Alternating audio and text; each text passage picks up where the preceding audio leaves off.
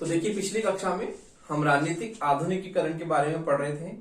ये राजनीतिक आधुनिकीकरण क्या है और किस प्रकार से उसका अर्थ और परिभाषा हमने पढ़ी थी कि राजनीतिक आधुनिकीकरण एक जो है बहुस्तरीय एवं बहुआयामी प्रक्रिया है, एक व्यापक अवधारणा है जो निरंतर चलने वाली प्रक्रिया है। तो हमने हटिंगटन की परिभाषा पढ़ी थी और हम देखते हैं कि हटिंगटन ने किस प्रकार से जो है 5 जो है आधारों पर इसमें परिवर्तन की बात की गई है।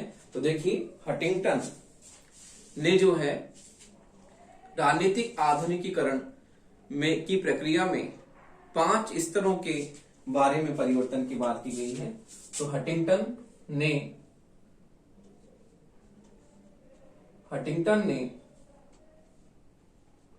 राजनीतिक आधुनिकीकरण की प्रक्रिया में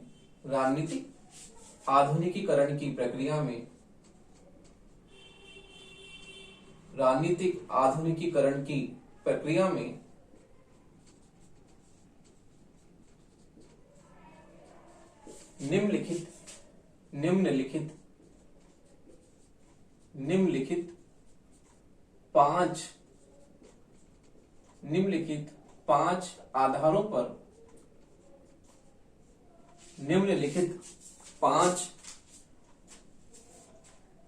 आधारों पर या 5 स्तरों पर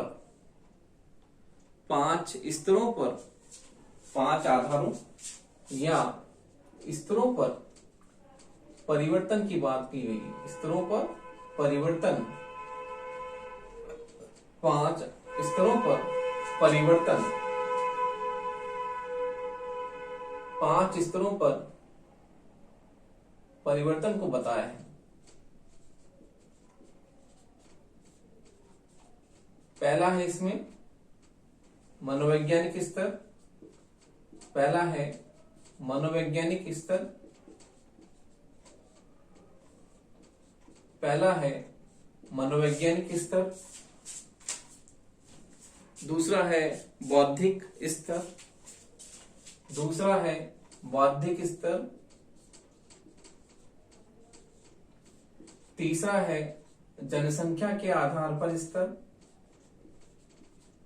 जनसंख्या के आधार पर स्तर, जनसंख्या के आधार पर स्तर, बौद्धिक स्तर, जनसंख्या के आधार पर स्तर, सामाजिक स्तर, आर्थिक स्तर, सामाजिक स्तर, सामाजिक स्तर और 5वां है आर्थिक स्तर। तो देखिए, एसपी हटिंगटन ने जो है इसे एक बहुस्तरीय अवधारणा माना है, जिसमें इसकी व्यापकता को बताया कि ये एक व्यापक अवधारणा है और इस प्रकार जो है 5 स्तरों की या 5 परिवर्तन की बात इसमें बताई गई है। तो एसपी हटिंगटन ने राजनीतिक आधुनिकीकरण की प्रक्रिया को जो है एक बहुत ही बहुआयामी और व्यापक अवधारणा माना है, जिसमें उन्होंने बताया कि ये समाज में किस प्रकार से पूरी तरह से परिवर्तन की बात की गई है। समाज के विविध आयामों में, विविध स्तरों में परिवर्तन की बात उन्होंने मानी है और उन्होंने 5 स्तरों में परिवर्तन की बात कही है। तो इस प्रकार हम देखते हैं 5 स्तर हैं। मनोवैज्ञानिक स्तर, तो इसमें व्यक्तियों के मूल्यों, सोचने समझने में परिवर्तन, दृष्टि में परिवर्तन। बौद्धिक स्तर में हम देखते हैं कि बौद्धिक स्तर की बात करते हैं कि बौद्धिक स्तर में किस प्रकार से जो है व्यक्तियों की जो है बुद्धि में किस प्रकार से सोचने के बारे में परिवर्तन। संचार व्यवस्था की बात की इसमें बात की जाती है। जनसंख्या के आधार पर भौगोलिक स्थिति में किस प्रकार से परिवर्तन है, जनसंख्या की बात की गई है। सामाजिक स्तर, समाज में किस प्रकार से हम देखते हैं सामाजिक स्तर में परिवर्तन, किस प्रकार से जो है परिवार, जाति, धर्म, समूह आदि में परिवर्तन। आर्थिक स्तर पर कृषि के और उद्योग व्यापार इनके बारे में किस प्रकार से उन्नति की बात की जाती है कि इसमें भी जो है निरंतर उन्नति होनी चाहिए। तो इस प्रकार एसपी हटिंगटन आधुनिकीकरण की प्रक्रिया को एक बहुआयामी और व्यापक अवधारणा मानते हैं, जिसमें उन्होंने 5 आधारों पर 5 स्तरों पर परिवर्तन को इसमें समाहित किया है। तो इस प्रकार हंटिंगटन ने इसे एक बहुत ही व्यापक अवधारणा बताया है, एक बहुआयामी अवधारणा बताया है, और इस प्रकार समाज के 5 स्तरों में परिवर्तन से इसको संबंधित बताया है। इस प्रकार हम देखते हैं कि हंटिंगटन ने इसका बहुत ही व्यापक जो है अध्ययन किया। इसी प्रकार से एडवर्ड शील्स की बात हम करते हैं। एडवर्ड शील्स ने भी विकासशील राष्ट्रों में राजनीतिक आधुनिकीकरण की प्रक्रिया का जो विशेष अध्ययन किया है। तो देखिए एडवर्ड शील्स भी आपकी इसमें है। एडवर्ड शील्स ने भी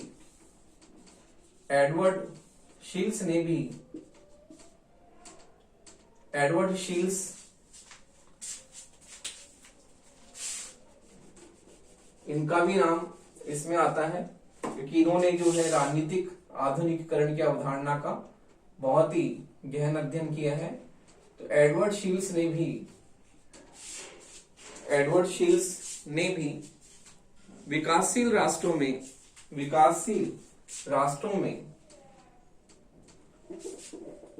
एडवर्ड शील्स ने विकासशील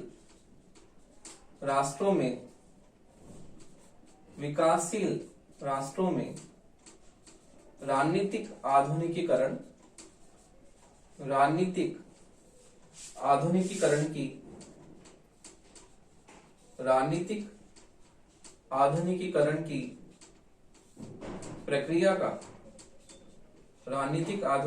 की प्रक्रिया का विशेष अध्ययन किया है। एडवर्ड शील्स ने विकासशील राष्ट्रों में जो है राजनीतिक आधुनिकीकरण की प्रक्रिया के बताया कि विकासशील देशों में राजनीतिक आधुनिकीकरण की प्रक्रिया किस प्रकार से होती है, और इसका अध्ययन जो है उन्होंने बहुत ही विस्तृत रूप से किया है। उन्होंने बताया है दूसरे महायुद्ध के बाद में एशिया, अफ्रीका और लैटिन अमेरिका के किस प्रकार से जो है राष्ट्र, नव स्वतंत्र देश जिसे हम कहते हैं, दूसरे महायुद्ध के बाद में एशिया, अफ्रीका और लैटिन अमेरिका के नव स्वतंत्र राज्य जो है उत्पन्न हुए, उनका उदय हुआ, और उनकी जो सामाजिक आर्थिक संरचना किस प्रकार से परंपरागत स्वरूप में चल रही थी, उसमें परिवर्तन की बात की गई है कि वो जो परंपराएं अपने जो राजनीतिक व्यवस्थाएं पुराने स्वरूप से चल रही थी, वो नई व्यवस्था के अनुरूप जो है उसमें सुधार की, और नए स्वरूप में जो विकसित देशों की राजनीतिक व्यवस्था है उनके अनुरूप जो है उसमें निरंतर सुधार के लिए जो है वो हमेशा प्रयत्नशील रही। और किस प्रकार से हम देखते हैं कि नव स्वतंत्र देशों की राजनीतिक व्यवस्थाएं अपने पुराने स्वरूप को छोड़कर उसको त्याग के नए स्वरूप की ओर, आधुनिकीकरण की ओर और नई तकनीकों पर आधारित राजनीतिक व्यवस्था को जो है उसकी विशेषताओं से युक्त होने के लिए निरंतर प्रयत्नशील रही। तो एडवर्ड शील्स ने विकासशील राष्ट्रों में राजनीतिक आधुनिकीकरण की प्रक्रिया का जो है बहुत ही व्यापक रूप से उन्होंने अध्ययन किया है। तो अब हम देखते हैं कि राजनीतिक आधुनिकीकरण जो है उसकी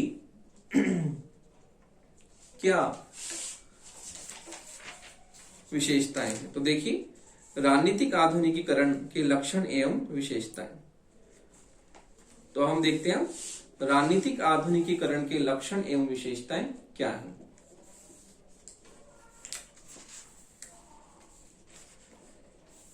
तो देखिए राजनीतिक आधुनिकीकरण के लक्षण एवं विशेषताएं।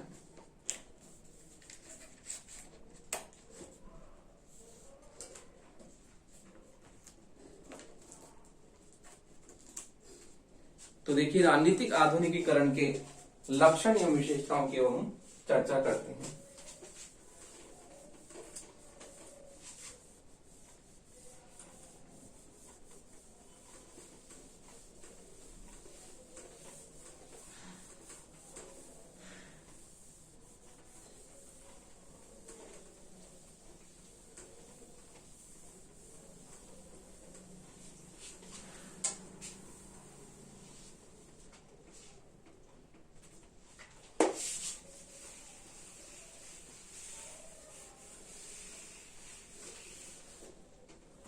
तो देखिए राजनीतिक आधुनिकीकरण के लक्षण एवं विशेषताएं। राजनीतिक आधुनिकीकरण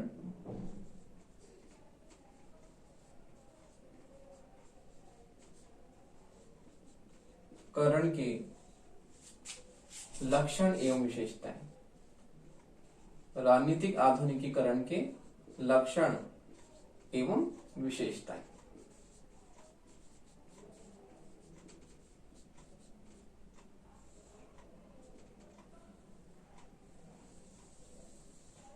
तो राजनीतिक आधुनिकीकरण के लक्षण एवं विशेषताएं जो हैं निम्न प्रकार से हैं।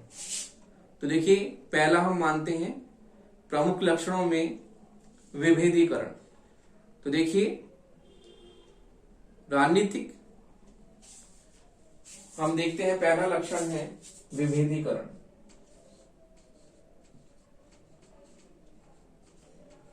विभेदीकरण हम देखते हैं कि किस प्रकार से राजनीतिक व्यवस्था के विभिन्न कार्यों में निरंतर वृद्धि हुई है। तो देखिए, राजनीतिक व्यवस्था के कार्यों में विशिष्टीकरण, राजनीतिक व्यवस्था के कार्यों में, राजनीतिक व्यवस्था के कार्यों में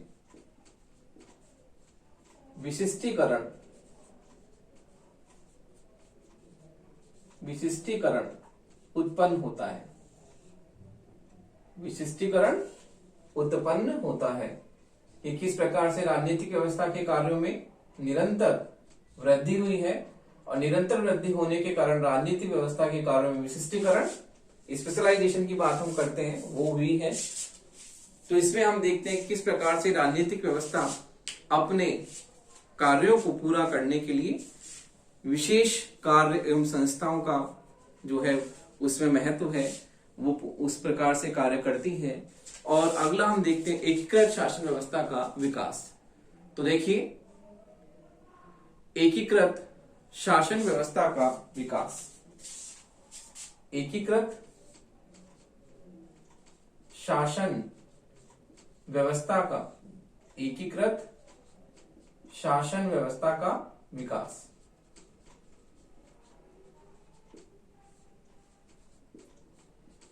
एकीकृत शासन व्यवस्था का विकास का मतलब है कि किस प्रकार से जो है राजनीतिक व्यवस्था में हम देखते हैं कि संरचनाओं में विभिन्नता और पृथकता के तत्व पाए जाते हैं, लेकिन फिर भी जो है हम देखते हैं कि राजनीतिक व्यवस्था में किस प्रकार से एकीकरण की बात हम करें कि एकीकृत शासन व्यवस्था हो, विभिन्नताएं होने के बावजूद भी एकीकृत सभी राजनीतिक संरचनाएं अपने आप में विविध लक्षणों वाली होती हैं, और इसमें किस प्रकार से हम देखते हैं कि वो अपने कार्यों को विशिष्ट रूप से करती हैं, और उनमें हम पृथकता भी देखते हैं कि पृथक स्वरूप उनमें पाया जाता है।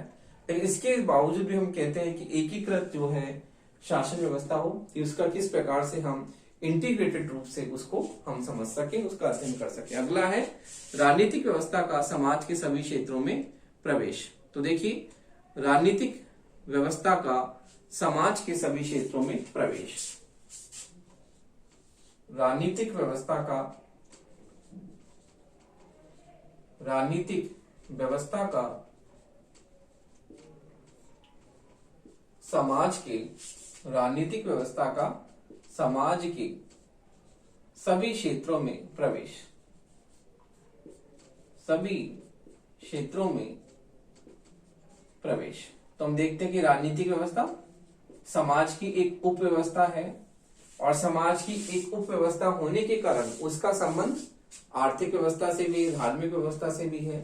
तो इस प्रकार हम देखते हैं कि समाज की एक उप व्यवस्था होने के कारण जब समाज की अन्य व्यवस्थाओं में परिवर्तन होगा, तो हम कहेंगे कि पूरी तरह से जो है आधुनिकीकरण की अवधारणा समाज के सभी स्तरों में होगी, और समाज के सभी स्तरों में होने से हम कहेंगे कि वो व्यवस्था पूरी तरह से आधुनिकीकरण के गुणों से युक्त है। तो देखिए, समाज की अन्य उप व्यवस्थाओं में से एक व्यवस्था राजनीतिक व्यवस्था भी है, और उसी प्रकार से इसका संबंध अन्य व्यवस्थाओं से भी है। तो हम देखते हैं कि राजनीतिक व्यवस्था जो है किस प्रकार से आर्थिक, सामाजिक, शैक्षणिक और किस प्रकार से कल्याणकारी कार्यों को करता है, राज्य करता है, और सामाजिक जीवन के सभी क्षेत्रों तक राज्य की पहुंच है।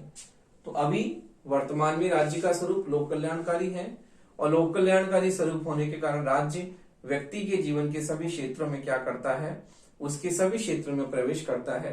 किस प्रकार से हम देखते हैं कि व्यक्ति को आजीविका उपलब्ध कराने के प्रयास राज्य करता है, शिक्षा राज्य जो है व्यक्ति को दिलाता है, प्रत्येक जो है जो बालक को शिक्षा की व्यवस्था राज्य करवाता है। उसी प्रकार से वो व्यक्ति को न्यूनतम जो है अवसर ऐसे उपलब्ध कराता है जिससे वो अपने व्यक्तित्व का विकास कर सके। तो इस प्रकार राजनीतिक व्यवस्था का समाज के सभी क्षेत्रों में प्रवेश है, उसकी बात हम करते हैं। अगला है समता। तो देखिए इसमें हम राजनीतिक आधुनिकीकरण जो है नागरिकों की समानता पर बल देता है कि सभी नागरिक क्या है, समान है। तो इसमें समता की बात कही जाती है, समानता की बात कही जाती है कि, और हम देखते हैं कि राजनीतिक आधुनिकीकरण में समता एक महत्वपूर्ण कारक है और नागरिकों में समानता पर अत्यधिक बल जो है इसमें दिया जाता है। तो हम देखते हैं कि नागरिकों को राजनीतिक अवस्था में समान अवसर, तो देखिए सभी नागरिकों को राजनीतिक व्यवस्था में सभी नागरिकों को राजनीतिक व्यवस्था में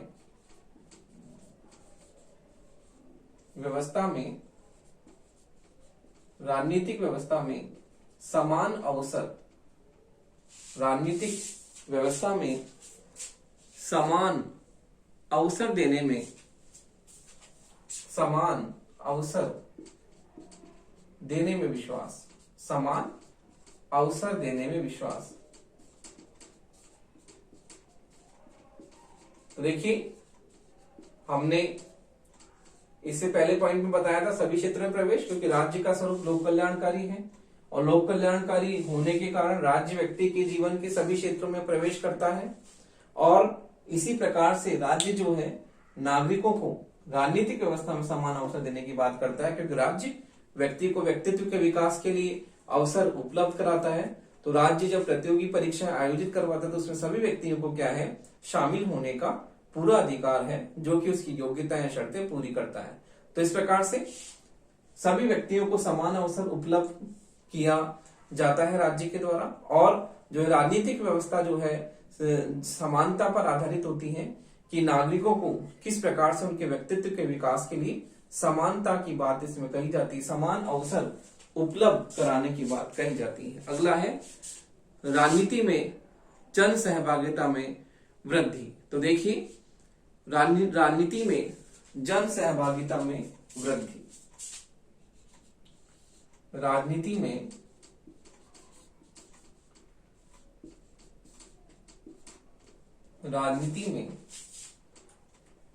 जन सहभागिता में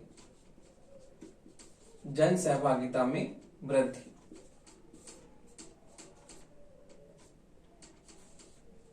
तो देखिए नागरिक जो है, नागरिक सक्रिय रूप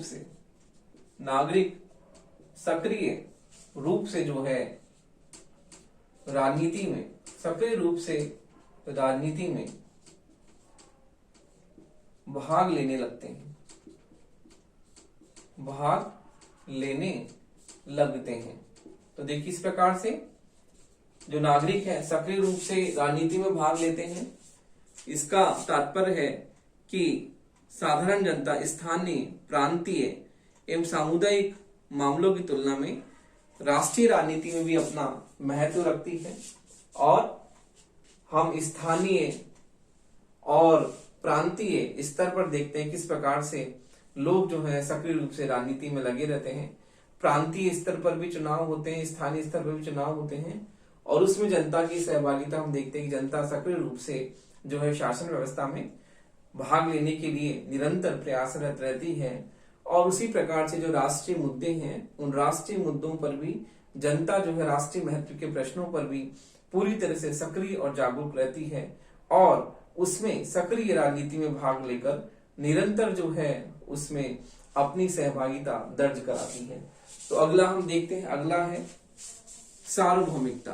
तो देखिए सार्वभौमिकता हम राजनीतिक व्यवस्था की सबसे प्रमुख लक्षण मानते हैं। सार्वभौमिकता की बात करते हैं कि सार्वभौमिकता इसमें पाई जाती है।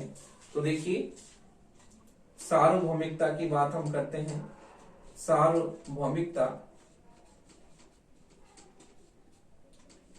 कि किस प्रकार से हम देखते हैं कि कानूनों की सार्वभौमिकता, कानूनों की सार्वभौमिकता जो है वो राजनीतिक व्यवस्था में, कानूनों की सार्वभौमिकता राजनीतिक व्यवस्था में पाई जाती है। राजनीतिक व्यवस्था में पाई जाती है। तो देखिए कानूनों की सार्वभौमिकता राजनीतिक व्यवस्था में पाई जाती है। तो सार्वभौमिकता का मतलब सभी पर लागू होना। तो देखिए जो कानून है वो कानून सभी पर समान रूप से लागू होते हैं और कानूनों की सर्वोच्चता जो है उसमें हम देखते हैं कि बिना किसी भेदभाव के सभी नागरिकों पर कानूनों को लागू किया जाता है और नागरिक भी उन कानूनों के प्रति पूरी तरह से उनमें उत्तरदायित्व की जागरूकता उसमें उत्पन्न होती है कि कानूनों के प्रति नागरिक जो है पूरी तरह से जागरूक होकर उन कानूनों का पालन करते हैं और कानूनों का पालन यदि नहीं करते, उल्लंघन करते हैं तो राज्य अपनी शक्ति के द्वारा उन्हें दंडित कर सकता है, क्योंकि राज्य जो है कानूनों की सर्वोच्चता के सिद्धांत से युक्त है और राज्य शक्ति उसको दंडित कर सकती है। इस प्रकार से हम देखते हैं कि इसमें कानूनों की सार्वभौमिकता पाई जाती है। अगला है शासकों की जनता के प्रति दायित्वों में वृद्धि। तो देखिए शासकों की जनता के प्रति दायित्वों में वृद्धि। तो देखिए शासकों की जनता के प्रति, शासकों की जनता के प्रति दायित्वों में वृद्धि। शासकों की जनता के प्रति दायित्वों में वृद्धि। तो देखिए जो भी शासक हैं उनकी जनता के प्रति दायित्वों में निरंतर वृद्धि होती है और वो जनता के प्रति उत्तरदायी होते हैं। किस प्रकार से?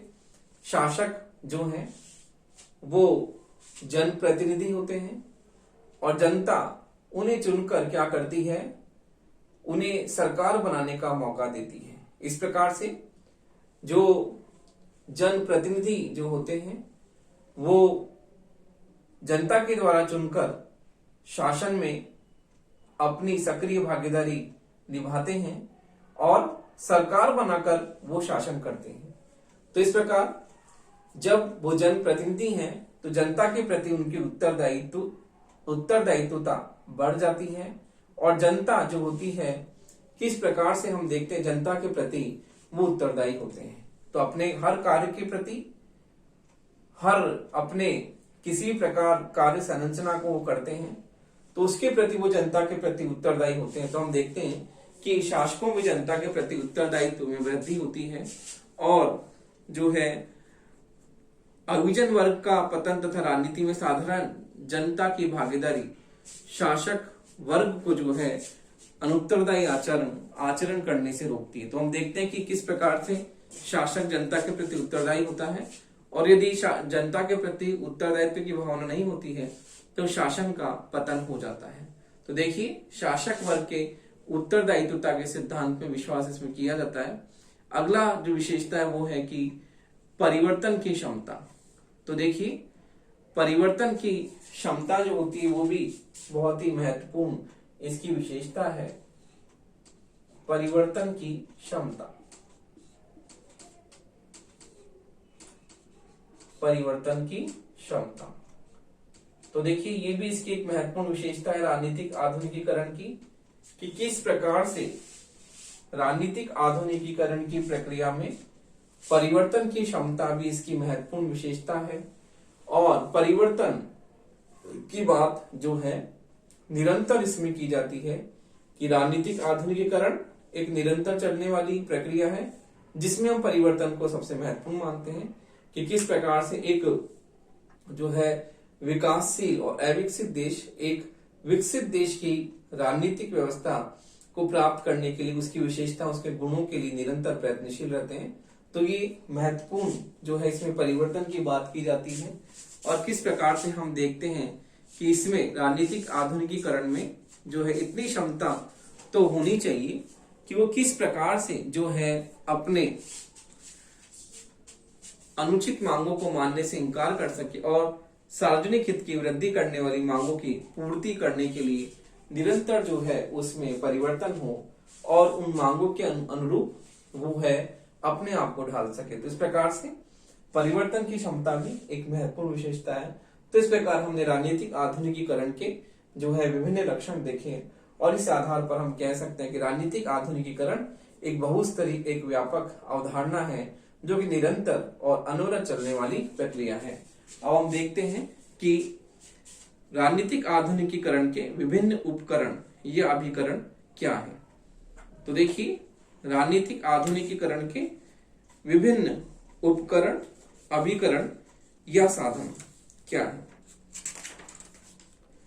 तो देखिए, राजनीतिक आधुनिकीकरण के विभिन्न उपकरण, अभिकरण या साधन क्या है। तो देखिए, इसकी हम बात करते हैं कि राजनीतिक आधुनिकीकरण के विभिन्न उपकरण, अभिकरण या साधन क्या है।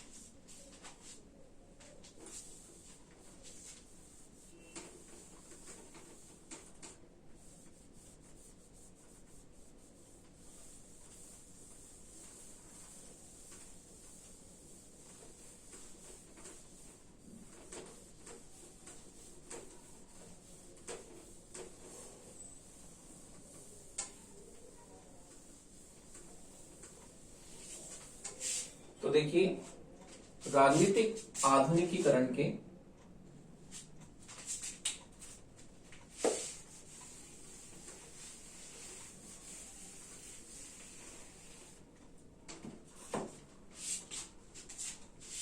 राजनीतिक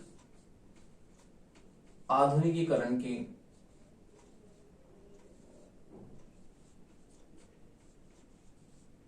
राजनीतिक आधुनिकीकरण के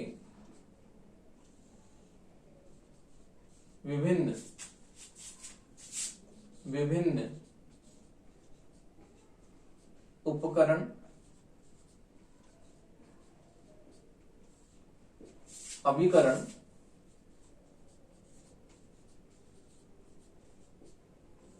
या साधन। देखिए, राजनीतिक आधुनिकीकरण के विभिन्न उपकरण, अभिकरण या साधन, ये आपके कई बार परीक्षाओं में पूछ लिया जाता है। कई बार 2 नंबर का प्रश्न भी आता है, 5 नंबर का प्रश्न भी आता है और कई बार 20 नंबर का प्रश्न भी आता है। इस प्रकार ये बहुत ही महत्वपूर्ण है आपके सिलेबस में। तो राजनीतिक आधुनिकीकरण के विभिन्न उपकरण, अभिकरण या साधन क्या है। तो हम समझते हैं कि राजनीतिक आधुनिकीकरण को जो है किस प्रकार से ये विभिन्न साधनों के द्वारा संपन्न होती है, इसकी हम बात करते हैं कि किस प्रकार से जो राजनीतिक आधुनिकीकरण संपन्न होता है। इसके सहायक तत्वों की बात हम करते हैं कि इसके सहायक तत्व क्या हैं, इसके अभिकरण या साधन, कि राजनीतिक आधुनिकीकरण को सफल बनाने के लिए किस प्रकार से हम निम्नलिखित साधनों का प्रयोग हम करते हैं, वो महत्वपूर्ण साधन क्या है। तो उसकी बात हम करते हैं कि राजनीतिक आधुनिकीकरण को सफल बनाने के लिए जो है किन साधनों का हम प्रयोग करते हैं, वो साधनों के बारे में अभी हम चर्चा करते हैं कि वो साधन कौन कौन से हैं।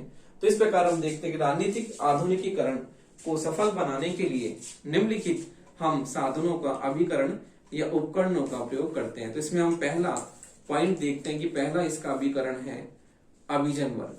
तो देखिए, पहला पॉइंट हम इसमें देखते हैं, पहले पॉइंट की बात, पहला इसका जो अभिकरण है वो है अभिजन वर्ग। तो देखिए, अभिजन वर्ग पहला उपकरण है राजनीतिक आधुनिकीकरण का। और अभिजन वर्ग कौन होते हैं। तो देखिए, प्रत्येक समाज में प्रत्येक समाज में प्रत्येक समाज में प्रत्येक समाज में समाज में एक शिक्षित पढ़ा लिखा एक शिक्षित पढ़ा लिखा तबका एक शिक्षित पढ़ा लिखा तबका या वर्ग एक शिक्षित पढ़ा लिखा तबका या वर्ग होता है जो तबका होता है जो जनसंख्या की दृष्टि जो संख्या की दृष्टि से जो संख्या की दृष्टि से बहुत ही छोटा होता है, संख्या की दृष्टि से बहुत ही छोटा होता है, लेकिन संख्या की दृष्टि से बहुत ही छोटा होता है, लेकिन बहुत ही छोटा होता है, लेकिन सामान्य जन पर उसका अत्यधिक प्रभाव होता है, लेकिन सामान्य जन पर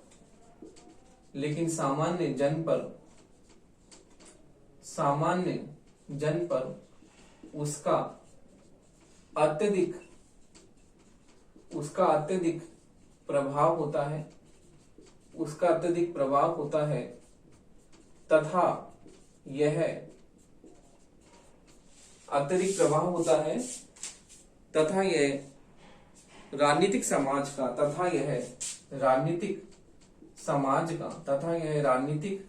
का नेतृत्व भी करता है, राजनीतिक समाज का नेतृत्व भी करता है।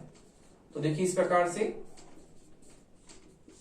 राजनीतिक आधुनिकीकरण का पहला उपकरण है अभिजन वर्ग, समाज का ऐसा पढ़ा लिखा वर्ग जो संख्या की दृष्टि में बहुत ही कम है, लेकिन राजनीतिक व्यवस्था पर उसका बहुत ही महत्वपूर्ण प्रभाव पड़ता है और किस प्रकार से जो है वो राजनीतिक समाज का नेतृत्व भी करता है।